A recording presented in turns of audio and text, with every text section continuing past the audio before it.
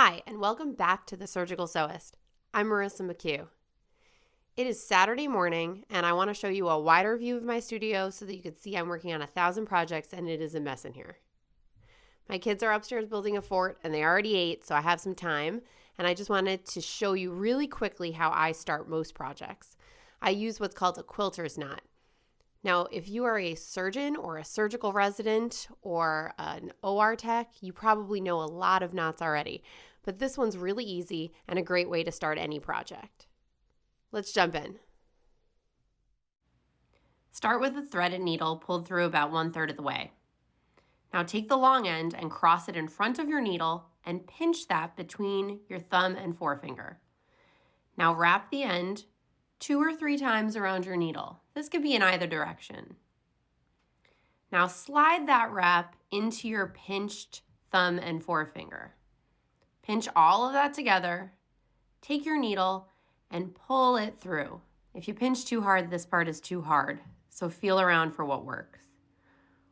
When there's no thread left to pull, you can let go of what you've pinched and pull on either end.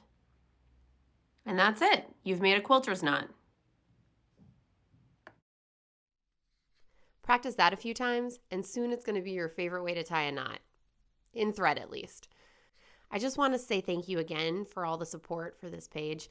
Since I posted about it on Facebook, I got a lot of feedback, and I talked to many of you about this page, and I am excited that you are excited. There are a couple projects that have come up from those discussions. First of all, I think I'm going to make a more expansive list of things that you might want to get started with EPP.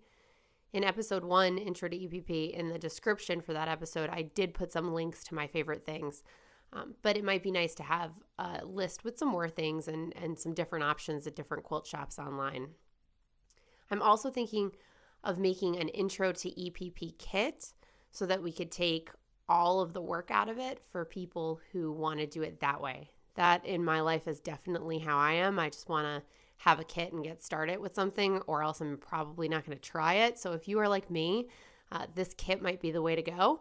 I'm trying to figure out a way to source some materials for the kit and how I'm going to be able to sell it, but also maybe keep it free for residents and medical students. So I'm thinking about that. If you have any ideas or thoughts, please let me know. Please shoot me an email or a DM on Instagram. So I hope you have a great weekend, and I'll talk to you next time on the Surgical Sewist.